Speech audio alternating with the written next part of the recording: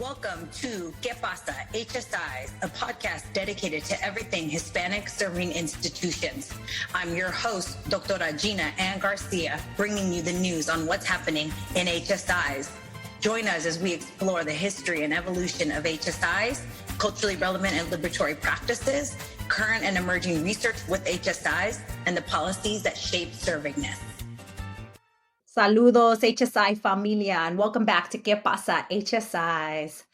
I take pride in the fact that we often explore under-researched and under-discussed topics in the HSI community here on the podcast.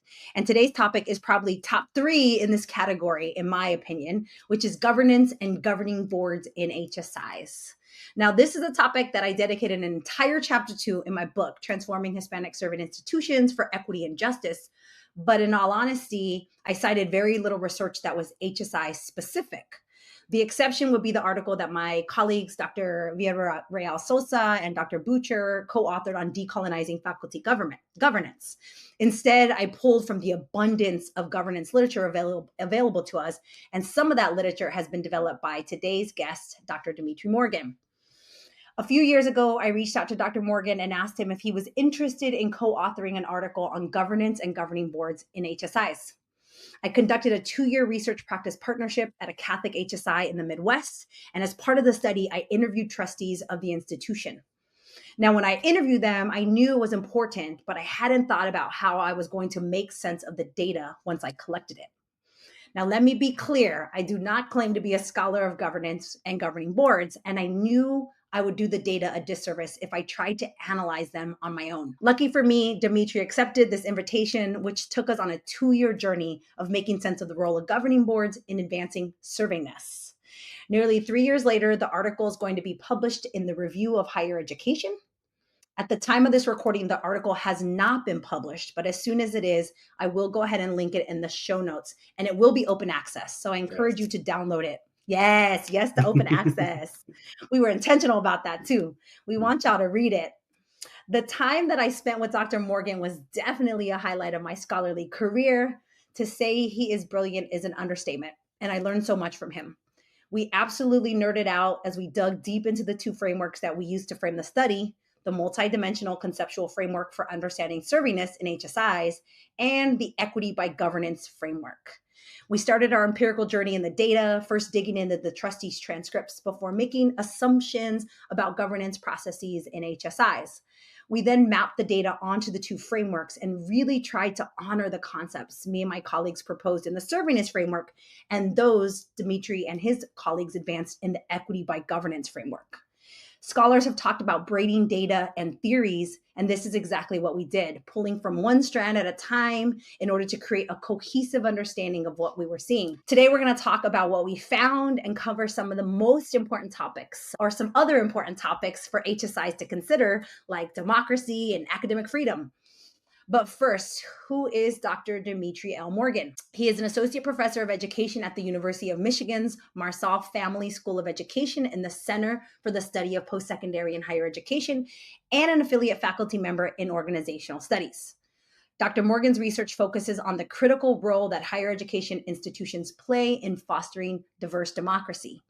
His primary research areas include the impact of student political engagement and activism on institutional change, the influence of culturally sustaining governance on institutional transformation, and the development of more sustainable organizational approaches to STEM education. Dr. Morgan serves as the co-director of the recently established Center for Strategic and Inclusive Governance, which is jointly housed at the University of Michigan and the University of California, Riverside. He's also a faculty fellow at the American Association of University Professors Center for the Defense of Academic Freedom. Super excited for today's conversation. I know you're all going to get a lot out of this, so get ready, take notes, because we got a good conversation coming at you. So Dr. Morgan, welcome to ¿Qué pasa? HSIs, where we talk about all things HSIs and higher education, really. Yes. So let's go ahead and hear a little bit about you. Tell us about your servingness journey. Yeah, well, first, thank you so much for the invitation, both invitations. One, a few years ago, as I mentioned, it's definitely also a highlight of my scholarly career to get to work with you. And I'll get to the question in one second, but I just want to say, because I think it's important to honor the the sort of like humility and humbleness for somebody of your stature to be like, I don't know if I have everything that I need was such an important like lesson and model. And I just shout that Mm, out and I talk about it all the time because I mm, think it's so important that as scholars and educators and practitioners, we like know our strengths and we know where we need to collaborate and be complemented. And I think it was just a great example in the fact that we have this product to show for it that I think is going to really help spark important conversations. Is it's exciting. And I'm excited to talk about it more. So I am yes. from South Florida, and this is relevant for my serving this journey because I grew up in a context where this idea of diversity was sort of normal for me, right? So I usually tell people that it was interesting because I grew up in the South Florida context where you were actually more likely to be identified as Cuban or Haitian or Jamaican or Bahamian than you were, white, black, or whatever. And so Mm, the sort of beauty of the South Florida context was something that I loved. That you had all these different walks of life. You had snowbirds coming down from the south, and it really excited me about the beauty that comes when different people are able to be around each other and to learn from each other and to work with each other, go to church with each other, whatever it has you. And so when I went to college, that was kind of the type of experience I tried to craft. I went to the University of Florida, not an HSI, but one of the mm, things that obviously has become one of the big stories in Florida is the demographic shifts that we've seen in that state in particular. And so already I had friends going to FIU or FAU or some of these other institutions, and their experiences were very different from mine at the University of Florida. And so that kind of was an initial kind of sparkling of like, oh, what's different about institutions that people go to? I know we're all in the same state system, but there seems to be differences of who people hang out with, the opportunities they're afforded to. Obviously, I didn't have that language at the time, but I was just kind of interested in those things. Then I went to get my master's. I was really involved in undergrad. I was involved in fraternity sorority life. I'm a member of Alpha Phi Alpha. I was, deeply invested in the political scene on campus. Got involved in student activism, and of course that brought me into contact with a lot of student affairs professionals who were like, "Hey, you might be, interested in this sort of work." So I went to get my master's at Indiana University, and there, in terms of my serving-ness journey, got connected to Dr. Vasi Torres, who was trying to think about mm-hmm. Latinx students in this context of their, sort of their personal identity development, and also was thinking about the context in which that student identity development was happening. So was exposed to some of it there. And then I did my doctorate at the University of Pennsylvania at the time that Dr. Mary Beth Gassman was launching her Center for the Study of Minority Serving Institutions. But it quite honestly wasn't until this opportunity that you afforded me to work and sort of really think and dig into HSIs. And similar to you, we've written a lot about governance, but we hadn't really thought intentionally about the HSI context. My colleague Felicia Commodore did her dissertation about HBCUs, and so we had thought a little Mm-hmm. bit more intentionally about HBCUs and governance because of her interest and influence, but we hadn't yet thought deeply about HSIs. And so this opportunity really came at a good time to really step back and study the advances of the literature, which I knew kind of more generally as a scholar of higher ed, but didn't know the sort of depths and specificity until we got into this project. Yes, awesome. Well, good. I hope that means that y'all are gonna start thinking a little bit more about Yes, the yes, mission absolutely, based, right? The mission based absolutely. versus enrollment based, which we're about to talk about. Yeah, But like institutions, right, that have these different missions or evolving missions, right? In the case of right. HSIs, for sure. So, love to hear it. What a cool way that the universe sort of brought us together in this Yeah, way that we both needed to think outside of our sort of for sure. box, right, that we were Yeah, in. And I think, like you said, like we need to acknowledge those sort of things, right, as scholars, that yeah, like even though we know a lot and we write a lot and we do a lot and we talk a lot about certain topics, opportunities like this allow us to like get out of what yeah, that one area we're really focused on. So awesome. Well, then let's yeah. talk about it. So the article is titled Mission-Based versus Enrollment-Based Institution, Segmented Governance at Catholic HSIs or Hispanic Serving Institutions, where we explored how trustees at one Catholic HSI make sense of their HSI identity in relation to the fiduciary duty of obedience. So let's start with that. Yeah. The last few Yeah. words there. What Yeah. is a fiduciary duty of obedience, and how did it play out in this role or Yeah. in this article, right? So stick with us. I promise this is going to be a good episode, but we got to get into the nerdiness a little bit. But I think it is helpful. So the way that I think about fiduciary duties is when you have an organization, you entrust people to support that organization, to serve the organization well. And so we often think of institutional leaders, so the president, the vice president of student affairs, faculty, staff, all of them play a role in supporting the organization. There's this group, the governing board, that is really responsible not for the day-to-day management of the organization, but for the long-term sustainability and support of an organization. And so a governing board, right, this is an important distinction, is designed to be thinking about the long term, the sustainability, the longevity of the organization that they're entrusted with. And so legally speaking, over the centuries of establishing these types of colleges and universities, we've come to describe this responsibility in three different ways. In totality, they're described as fiduciary duties. So there's the duty of obedience, the duty of care, and the duty of loyalty. And so to this question, the duty of obedience is really that governing boards are supposed to make sure that institutions are compliant with applicable laws and policies. Now, usually people stop there. So they say, okay, I have a duty of obedience. That means I'm supposed to make sure that the institution's following all the laws, Title IX, the Higher Education Act, Title IV, any relevant law. It's my job to make sure that the institution is following that law. But the challenge with that is that that's not the only thing that boards are supposed to be obedient to, or making sure that their institutions are supposed to be obedient to. They're also supposed to be obedient to their own policies. So institutions have faculty handbooks, they have student codes of conduct, they have tons of HR policies. So these are all things that are not necessarily laws, like from a state or federal or local level, but these are the things that we also want organizations to be obedient to. And then there's a third layer. So sometimes people are like, okay, yeah, laws and policies, but there's a third layer that doesn't often get talked about. And this kind of sets us up for our study, where you're also supposed to be obedient to your mission.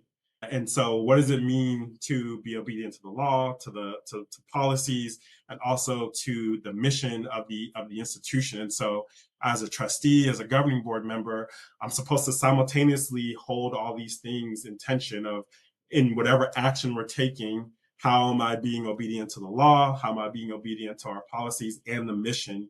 And that often sets up, as you can imagine, and especially as we're thinking about right now with what's going on in the country and executive orders and policies and guidance and agency memos, a board member is supposed to be able to take all of those things and say, well, what does that mean relative to our mission?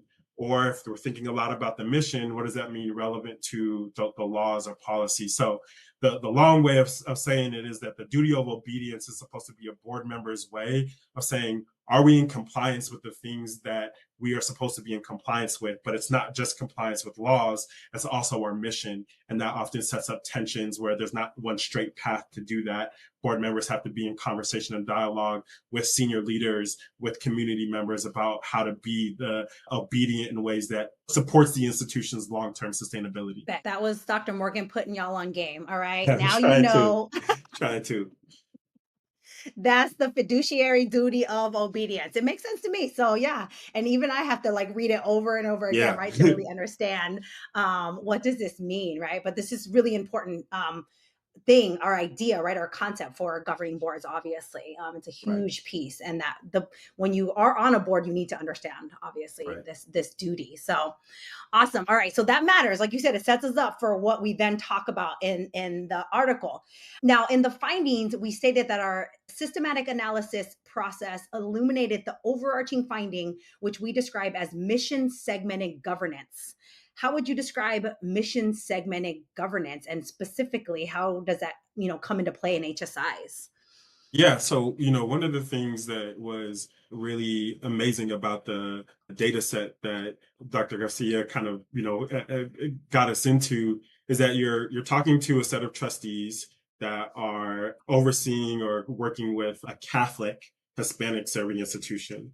And so a lot of the questions that were in the interview protocol were about how do you understand what it means to be a Catholic institution, and also how do you understand what it means to be a Hispanic serving institution.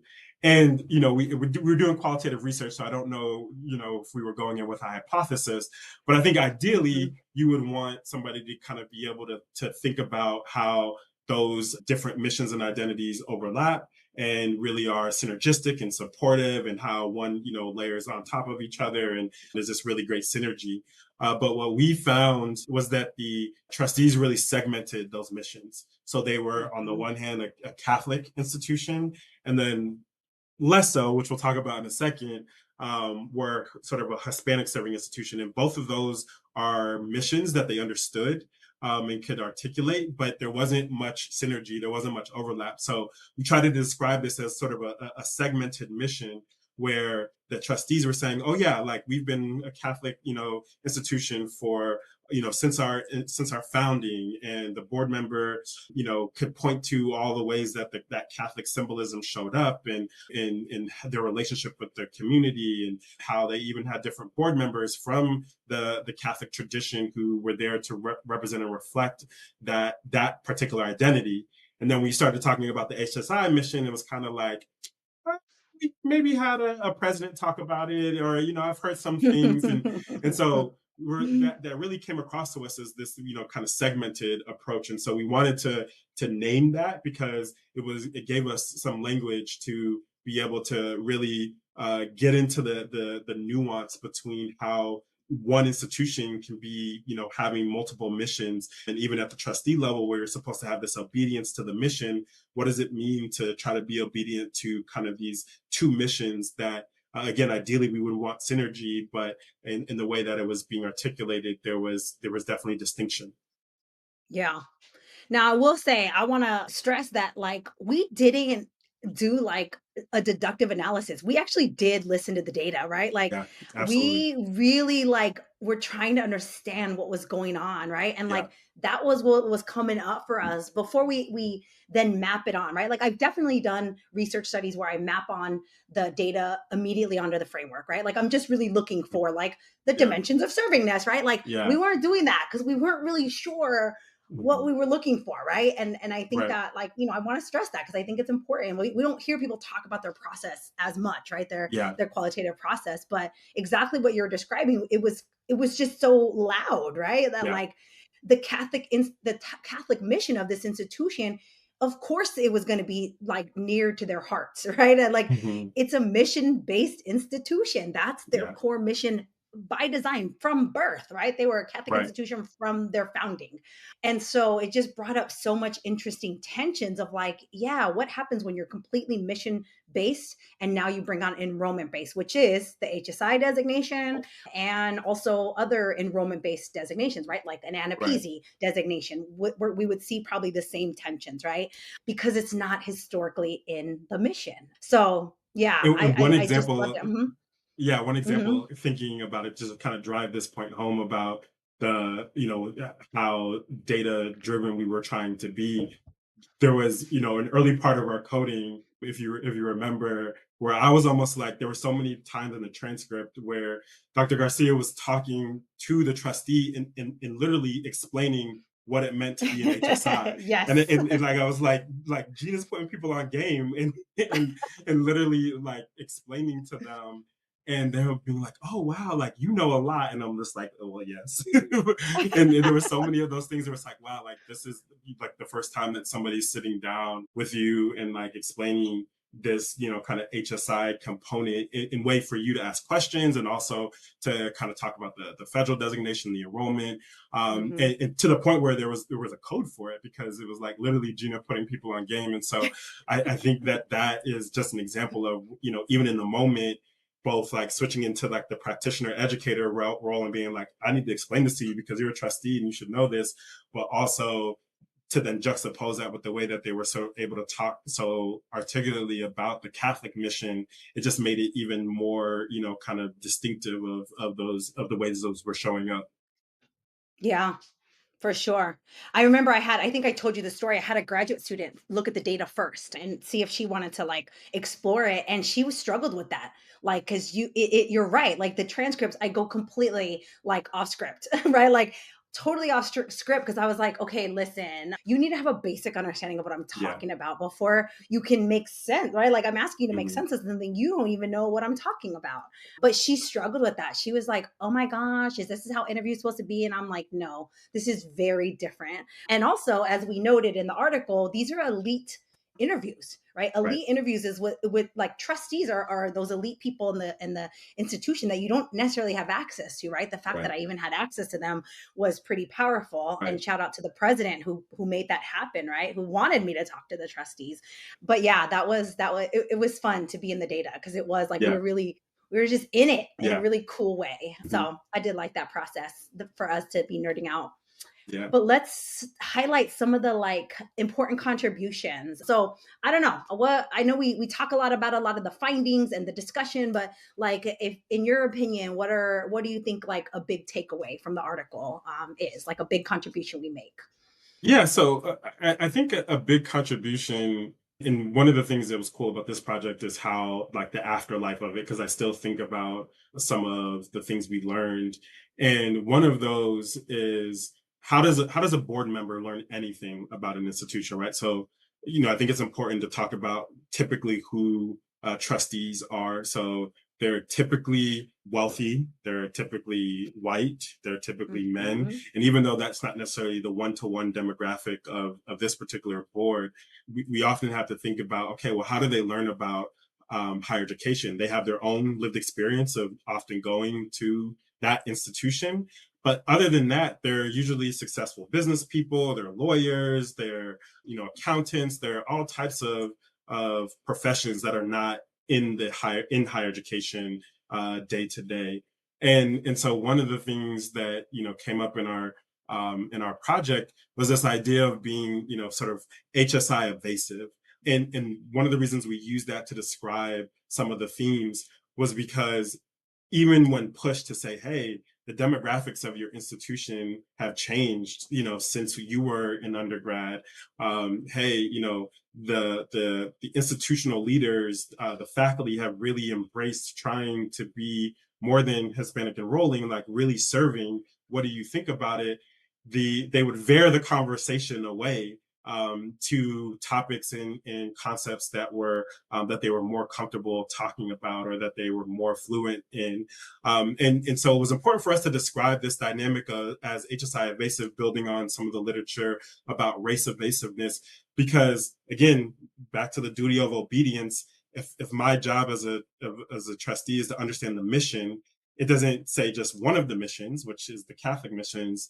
And so this idea of being evasive, because we're trying to show the nuance of how, even though you could have an organizational identity, some of the actors within it, and in this sense, the trustees could find ways to evade it, both in their rhetoric and in their actions. Their actions maybe not being as up to date of what it means to be an HSI. Their actions of not being able to understand how to, support the president and other senior leaders in fulfilling this mission. And so this idea and this kind of organizational move of being evasive was really important for us to kind of pull out and name, because it was in the data, and that language hopefully helps to then think about, well, what do you do with that? How do you sort of talk to boards specifically that have multiple missions?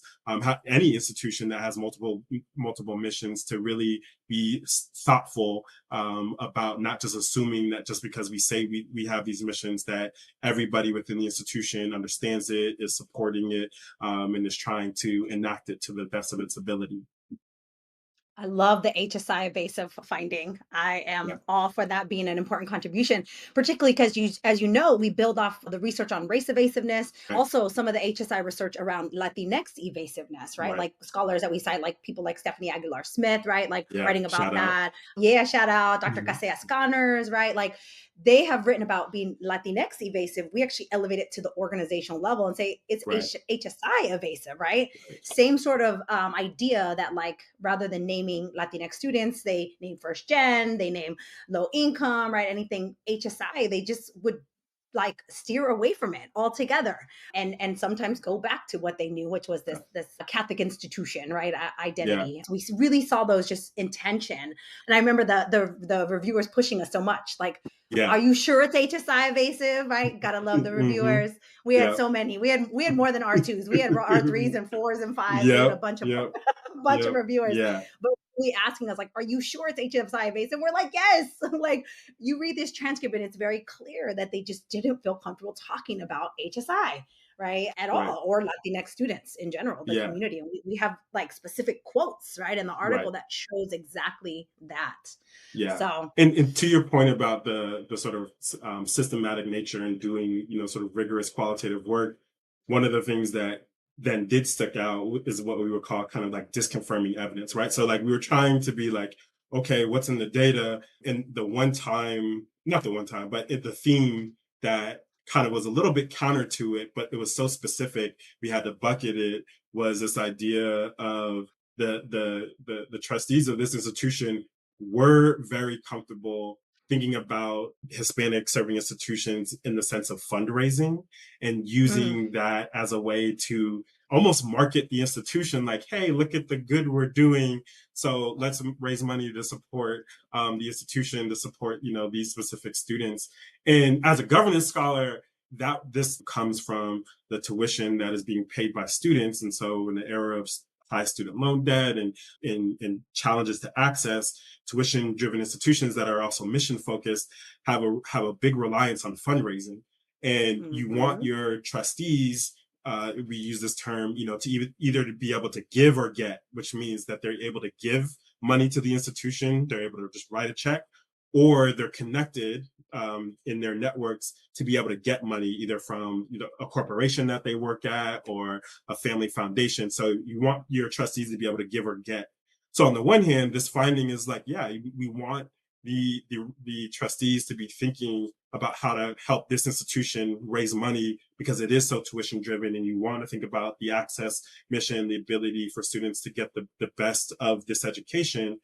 But the only time they were talking about HSI with any sort of fluidity or articulation was in the fundraising sense. And so that was a mhm, struggle because I'm like, ooh, yes, almost.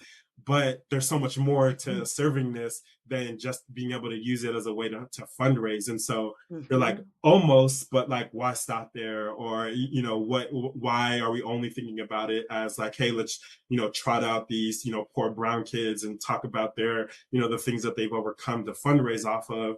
It's really, so much more to unpack. And so we were trying to be like, okay, they did talk about HSIs a little bit, not in the mhm, mission sense of it, but in this specific context where they're talking about, using the sort of newer designation as a way to raise money to draw attention to the institution. And you're like, I see what you're doing, but how that's coming across and mhm. the way that lands, could be, portrayed in ways that aren't the full complexity and the high points and the optimal way of thinking about servingness.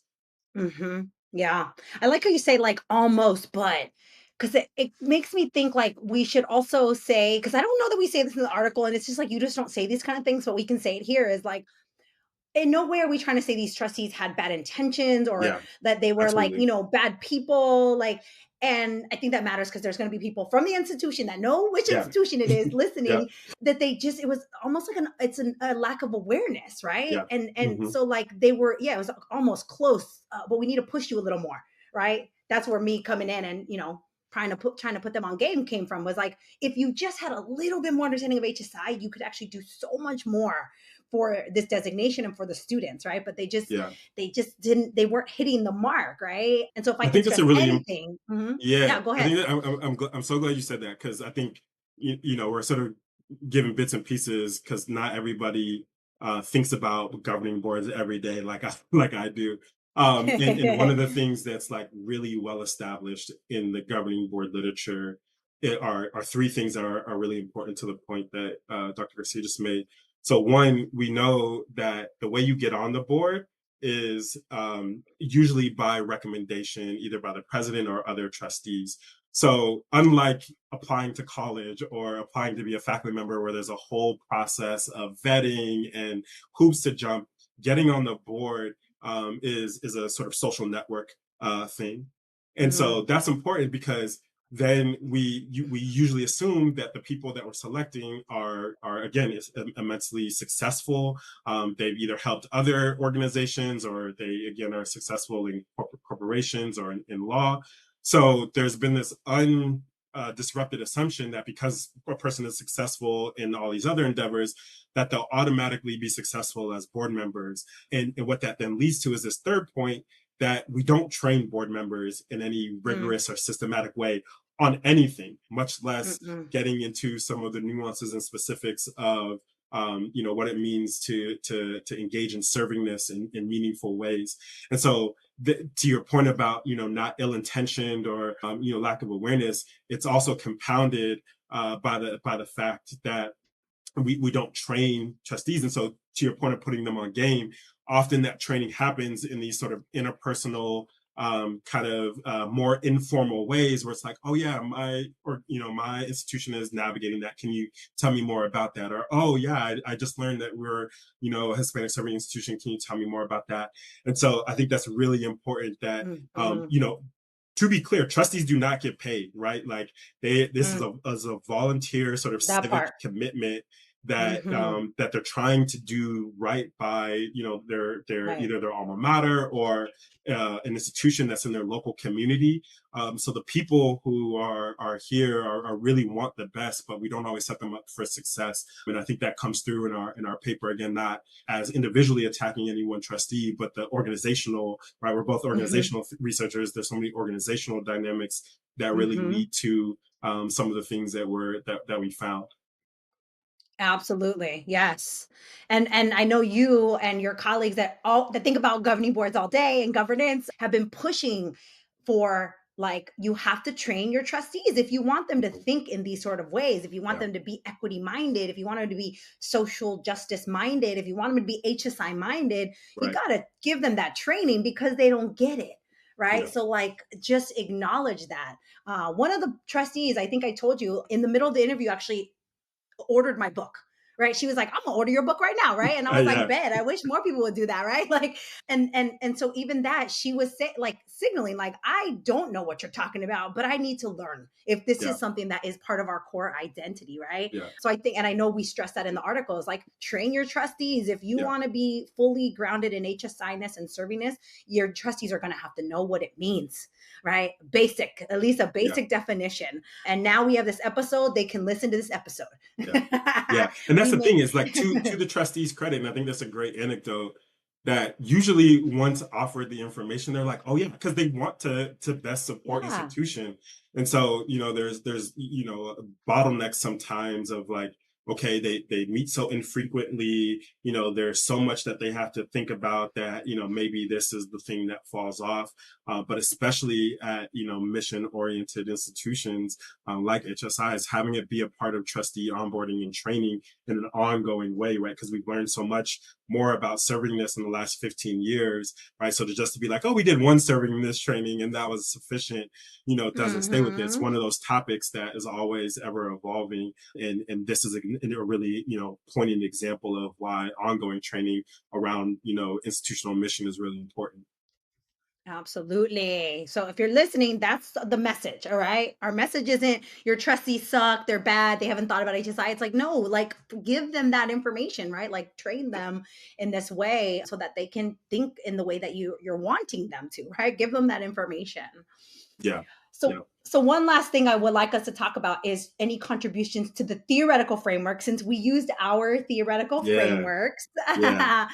I mean, I know I loved for adding to the servingness framework, which we didn't elevate to a big, huge finding, but like we have it in there, which is why I wanted to mention it. We talked about originally in the servingness framework, when we proposed the original framework, governing boards was in the external influences, right? There's the external Mhm. influences. And I struggled with that. There's so many parts of the model I struggle with. And I'm like, I don't think think that fits. And this article gave us the opportunity to move that, right? Which in the next iteration of the servingness framework, I'm going to intentionally move it out because they are a little bit more intricately designed, involved with the institution than all those external forces, right? So we end up calling the board a peripheral influence on servingness, right? Which I love that. And then it got me thinking about what are other peripheral influences that are somewhat involved in the campus, not completely external, but they are external, right? That makes sense. Yeah. But I wanted to say that. So, what about the equity by governance? What are Yeah. your thoughts So, on contributions? yeah, one of the things that, just like you were just mentioning, like you write something, you're proud of it, and then you're like, oh, like how do we miss that like obvious thing? And for us, it was mission, right? And Mm, so, we mm, were in that model, we presented equity in governance as two kind of mutually reinforcing approaches that board members should be able to embrace and think through. But going through this project, what our contribution, Gina and I's contribution to the equity by governance framework was to say like mission is more than just kind of looping it into the consideration of equity, because when you think about servingness and all of the various components, you want somebody, as we've been arguing, to really understand that mission, to have a duty of obedience, again, not just to the law, not just to policy, but also to mission.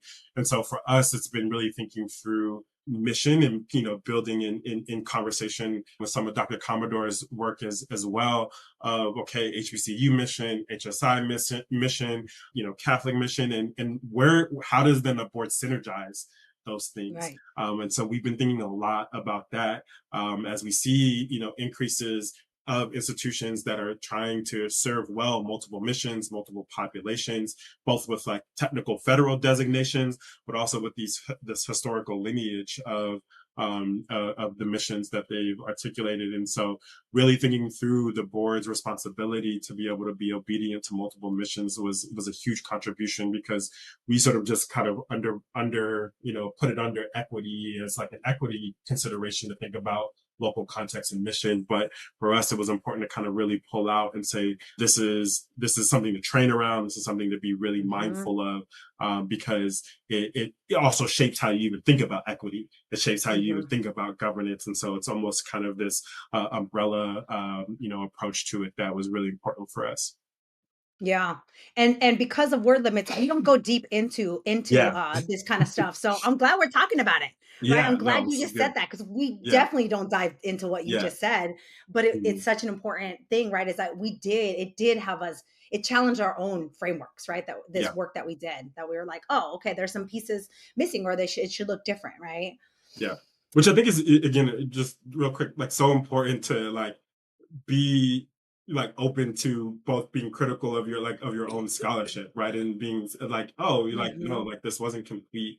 And I think sometimes, especially, when I was coming up as a grad student, I was like, I gotta have this like, one thing that I put out and that is like has this like enduring, sort of static value. But I think these things are living and breathing and they're changing, and we're learning more, we're changing as people. And I think this is a good Hmm. example where we try to model that with, sort of some humility, that coming together in collaboration can also sort of produce this, this way to speak back to existing work, that updates it, it broadens it, and expands it. And I think that's cool. 100%. So let the universe guide you towards scholars that will help you think Yeah. outside the box about your work, right? It really was an important moment, I think, for us. So okay, so you and your colleagues recently published an article in the Journal of Diversity in Higher Education called Introducing Boards to the Equity Conversation: State Level Governing Boards and Discourses of Social Justice.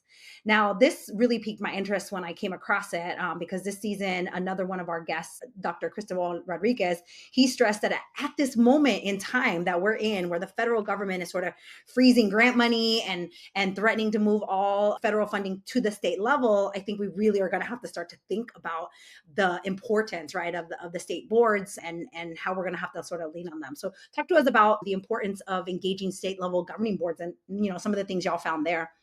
Yeah, this is something that is so fascinating, to me, and shout out to Dr. Raquel Rolfe at UC Riverside and Dr. Felicia Commodore at the University of Illinois. Yes, So yes. we were able to. pull the strategic plans of as many states, honestly, that we could find, because we wanted to understand at the state level how are states kind of organizing themselves. And one of the things that you kind of very quickly get into is that every state does it differently, right? Which seems obvious, but when you're trying to think about organizing higher education, and so for a lot of states, it eventually comes through a state level governing board. Some states like California have multiple state level governing boards. So you have the UC Regents, you have the Cal State Board, you have the Community College Board. But other states have just kind of one board that oversees all of higher education, and including with some reporting responsibilities to private institutions. So state level governing boards, one takeaway here, are very complex, and I always encourage people to learn more with whatever state that you're in. Learn more about how your state level governing board operates. What type is it? Who does it have authority and responsibility over? And so one of the points was to just establish that, and then to ask this question: well, how are they thinking about equity? What does it mean for a state level governing board, and how are they mentioning and talking about equity in their strategic plans? And the unsurprising reality is that they're really not. Vague language. And one of the things we do in another paper is try to explain why that type of language exists, which is because these documents are meant to appease governors, they're meant to appease state legislators, but also to be shopped around to different state level actors, the Chamber of Commerce and the nonprofits and institutions themselves. And so specifically what we were trying to then identify is, what can state level governing boards do around equity, and we really try to hone in on the fact of kind of serving in this intermediary role, which just means that they sit between all of these different actors and they help translate things to different audiences. And so state level governing boards, to Cristobal's argument, are really important because they interface with all of the different state level actors. And if there are to be efforts to support institutions in their efforts to support particularly minoritized students, these state level governing boards have to be resourced and attuned to what they're doing and how they're talking to different state level actors. And so we were just trying to kind of really pull that out, because we often think about what's going on campus, or Mhm. obviously there's tons of scholars who do great work at the policy level and are thinking about governors and legislators, but what about these state level governing boards that are not quite publicly elected, but also are not on the campus? And so they sit in this Mm, really important intermediary role. And we were just trying to identify that and saying, like, hey, they can play a role in equity if we introduce them to it, if we know how they're right. talking about it, and what avenues and channels do they have to advance that work. And talk about diversity, there's 50 different ways to be a state governing board. Right. Hmm. Right? Hmm. The idea of Yeah. diversity can be a lot of things, and that Yeah. I know I was listening to your podcast episode of Ash, and you talked about that, right? Like 50 different ways to approach this, because all states do it differently, right? And that's Yeah. the reality, is that if you Hmm. are going to start to think about your state level governing boards, it looks different in every state, right? And that's going to take some time just to understand that, particularly as we think about how do we get them behind these things like equity and Right. HSI, right? Um, Awesome. Well, thanks for sharing that. And for Yeah. anyone listening, your crew is doing it. If you are nerding out right now and you want to know more about governance in general, you already shouted them out. Dr. Raquel Raw, Dr. Felicia Commodore, and obviously Dr. Morgan are doing this work, right? Really helping us to understand equity and justice through the process of the boards, right? Through the boards and the governance structure. So all right. Well, I did want to tap into some of your other work. As you know, I often talk about liberatory outcomes as potential indicators of serving students well. And we even had an episode on this topic this season. One of the liberatory outcomes that you have written about is political identity development, and at the intersection of social identities. So I love that. I love that you've written about that, because that's probably one of the liberatory outcomes that I've talked about, but not really deeply, right? But I Yeah. think at this moment, I'm like, we really want that, right? We're going to need students to Yeah. be more politically minded. I'm teaching a class on higher ed governance to undergrads, and I'm like, first, let's just understand how the federal government works so we can understand Yeah. what's going on right now, right? Yeah. Like, we need them to be politically minded so they can understand and resist as needed, Mhm. right? So, talk to us about some of your research on the topic and how we can think about political identity development as a vital outcome for students at HSIs. Yeah, so stick with me just because to give full context of this, I have to share a little bit more about my introductory story. So I was raised by a single mother who was a Jamaican national and immigrated to the U.S. for her education. Ended up staying. Had my sister and I. And when I say we were in church 4 of the 7 days of the week, like whenever the church doors were open, we were there. And we went to a particularly conservative church. And more than anything, I think my mom was really concerned that I wouldn't end up a quote unquote statistic, right? So we were in church Mhm. and socializing this particularly kind of conservative church culture. And so I laugh with my friends now. I probably have two takes that have aged very poorly. One of them is that I don't think Prince is that great, and Oh yeah, people I are heard like, that. I heard that on that yeah. episode too. And then the other take is that for a long time through my college experience, honestly, up until I got to my master's program, I identified sort of very loud and proud as a Black conservative. And Mm, a lot of that was mm, informed by my sort of religious upbringing, but I also mm, sort of subscribe to the kind of up by bootstraps, like sort of which again is like the South Florida context makes sense here too, right? Like the sort of kind of way that we've come to characterize some in the Cuban American community of, mhm, sort of being and thinking in conservative ways as a way to contrast from other racialized identity groups. So that was part of my socialization. But at the same time, like I felt affinity and connection to the Black community. I was in solidarity with other student orgs and student groups. And I just felt misplaced while at the same time feeling very invested in my undergraduate mhm, institution. So I was like, what is going on in my college experience? They're like, yeah, like college is where I really had to sit down and think about my politics. Like I sort of was raised in a particular way, whatever mhm, that might be, but college is where I really had to start to think about like, do I want to go to that protest or, am I okay, supporting this cause or voting for this person?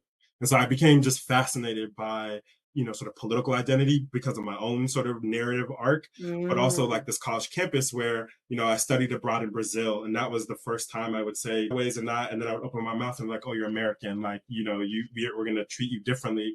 And I Mm, was like, I was in a different context with that, I was in college starting to learn about these things. So, this is where my IU shout out. Like I had all of these experiences with high impact practices. I was in study abroad. I was a highly involved student leader. I was in a fraternity and sorority life. I did undergraduate research. I did internships.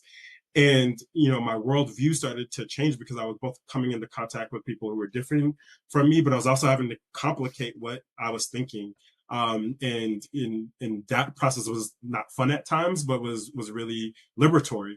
And the more and more I talked to other people, they had their own story and their own, sort of come into contact with people who were different from them or were presented with political ideology that they either agreed with or weren't as interested in. And so I just became really passionate about it. And in my dissertation, I went to 4 different institutions in politically diverse states and just talked with students and kicked it with them. I went to student organizations and was like, talk to me about politics, like where are you from? In the same way that I would narrate my story, I just wanted to talk with students and understand how they came to be politically who they were. And the biggest finding is that people are politically complicated, and that's the thing that I always mhm, share. Like mm, I mm. still to this day, although I don't identify as conservative anymore because they're a mess, I still don't like taxes. Like I like who likes taxes? Who likes to be taxed at a Right. at a high level, right? And people are politically complicated in ways that when you really sit down across from somebody and you ask them like, okay, what do you believe about this, and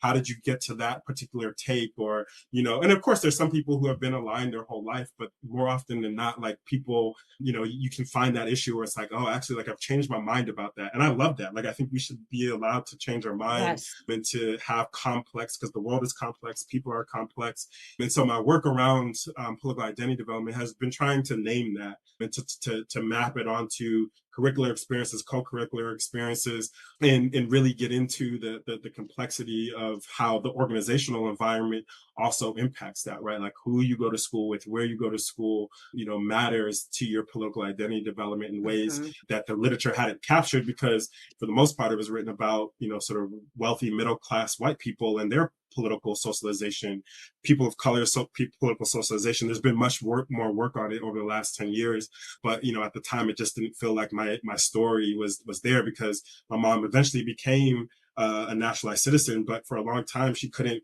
vote. She was here on a green card, but she couldn't vote, and so we weren't talking about politics. Mm. And you would look at the literature, and it's like, oh yeah, you talk about politics in your home, and it's like, no, that I was talking about politics when I got to college. That's where I could have high Hmm. level, sophisticated conversations, and so Hmm. that was really exciting for me, and I really wanted to just contribute to that literature, because I think the level of nuance that we need to be able to talk about it was missing. Wow, that could be like the intro to your autobiography. Yeah. That was an important story. I'm learning a Yeah. lot about you. Yeah. Yeah. Important context.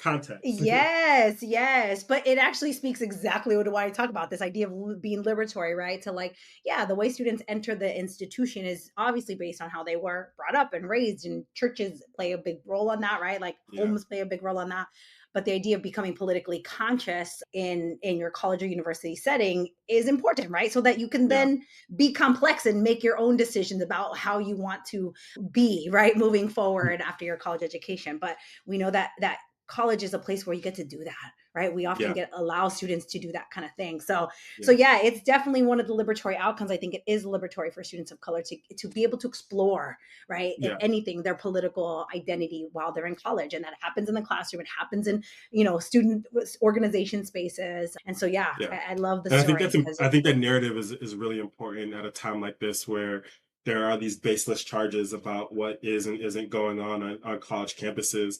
And again, when you sit down and you talk with people and you interview them, most faculty are trying to create context in their classes where students can explore their own sense making, where they can learn about themselves and learn about the world.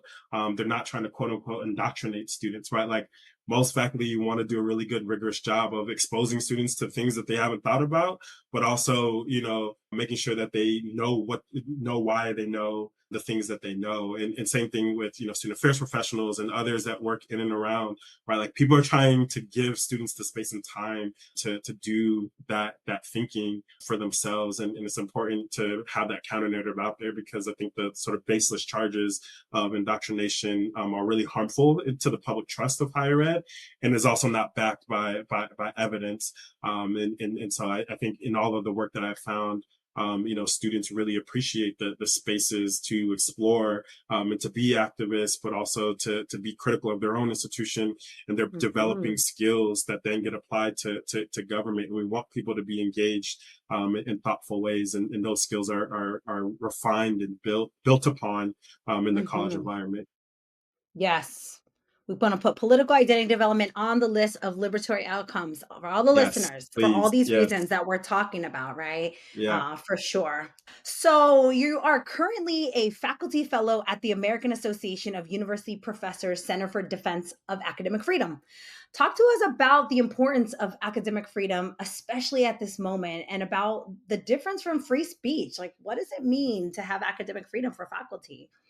Yeah, it's a great question. And one of the things that I always try to lead with when we talk about academic freedom is that it is a bedrock concept, right? So that means that the foundation of higher education is built on the concept of academic freedom, which is that faculty that are in their teaching capacity or their research capacity should have the ability to pursue knowledge and to teach about knowledge unencumbered from any outside interest. For a long time, we thought about outside interest just as the university administration, but Mhm. increasingly we are, thinking about outside interest as the federal government, state Mhm. governments. And so academic Mhm. freedom is this argument that to be able to pursue knowledge wherever it leads, and to be able to teach about knowledge in whatever ways are the best to convey that knowledge, faculty need to have the freedom to be able to do that unless they are running afoul of professional standards or acting in egregious ways. The flip side of that is that students also have the right to learn, and they have the right Mm, to be taught the most cutting edge research that we're learning. And so the right to learn and academic freedom are really two important concepts that we know are necessary conditions, right? I always say, like, necessary but insufficient. You need a lot more to be a great researcher than academic freedom. But if you don't have mm, academic freedom, you can't be a great researcher. You need a lot more to have a really great education. But if you are not in an environment where academic freedom is present, your education is going to be stifled in a number of ways. You're not going to be taught history. You're not going to be taught about accurate concepts that are trying to specify nuance and distinction. You're going to be fed something that is approved and standardized in a way that might be missing some of the richness that research has taught us. So that's important. The distinction from free speech is really clear when we've established that as a bedrock. Free speech is a constitutional right that everyone has, umbrella, and that is from protection from the government. And so the government can't abridge a person's free speech, but that doesn't necessarily mean anything to the academic process of the scientific process in mm, the cultivation of knowledge and dissemination of knowledge. It matters of how we're interfacing with government. And so free speech is related to academic freedom, but it's distinct in that academic freedom is specifically focused on the kind of the teaching and learning and research mission of the university, and is an additional layer of protection that are afforded to faculty. And so, that's a long way of saying what we're trying to do in the center is really think about all of the different attacks and threats to academic freedom. And we're seeing it at the legislative level. We're seeing it at the mhm. institutional level with this anticipatory obedience, or as our colleague Liliana Garces describes, like, sort of repressive legalism. Um, those are all attacks on academic freedom that, again, when oxygen out of the room, you can't breathe. And when you take academic freedom out of the room, you can't research, you can't teach in ways that are most optimal. And so we're in higher education so that people can do their best work, so that we can find cures for new things, so that we can teach in ways that are giving as full and complete rendering of history and of what we know about society, and as sort of live and in color version of it as possible. When you remove those conditions, as we're seeing in a lot of states, it gets really challenging. And I think the last thing I'll say is the thing that scares me the most is, unlike if I were to punch somebody in the face and they were to bleed, we'd be like, oh, like, don't punch them in the face, because you can kind of see the immediate, like, impact of that harm. The erosion of academic freedom, which is happening in intensified ways, but it's been a decade long rollback, is that it's something that the next generation is really going to feel the impact of, and the generations after that. And so all the things we're trying to do now is to stem that, so that the full brunt of, like, oh, we don't even teach about people of color anymore in their history. Like, I was taught that, so I can carry that with me. I can teach it to my kid. But, like, Mm, think 2 or 3 generations from now, like mm, a kid that's now coming up in Florida, who has mm. the way that what they just did with their general education curriculum. Right. Like, what are Mhm, they going to learn, and how are they mhm. then going to carry that on? And so it's the 2 to 3 generations from now that scares me the most, and why the work Right. that we're doing here in this moment is so key. But I think it's hard to activate people in the same way, because it's like, oh, I know about Black history and I can celebrate Black history. And it's like, yeah, you can, but, like, what has happens 2, 3 generations from now, and that's not a Yes. norm for people? And we have to think, it with that kind of mindset to really be activated in the here and now around academic freedom. Listen, I feel like I'm in class with Dr. Morgan right now, teaching me all the things. That was such a it's just good to help to hear, right? Like how you make sense of that. Now, but the bottom line is both are being attacked, right? Free speech and our academic freedom are being attacked in so many ways. And the implications, like you said, are gonna be felt generations from now. We might not Yeah, even feel it. Right. right, Like all of this, like you mentioned the general ed curriculum in Florida. I mean, I was reading that list and it was like, Florida State can't even, apparently they had a class that was very popular that would teach about the Seminole tribe and like that's removed. Right. right. And like the importance of that, right. Like of like, but this is your mascot, right. Like this is Yeah, like, you should be able to learn about that if anything. And like, yeah, no, like everything is just completely yeah. removed. Right. I'll say real quickly Ooh. because we've been Mm-hmm. trying to hold ourselves accountable to this as well. It's easy to like pick on Florida and Texas and some of the like most, but some of the rollbacks that we're seeing at the governance level around it are happening at all types of Mm-hmm. institutions and in Mm, all places, blue states, purple states, red states. right. And so of course there are layers and levels, but these dynamics are happening in a lot of places and they might not get as much press as some of the states that have, been further along. But Right.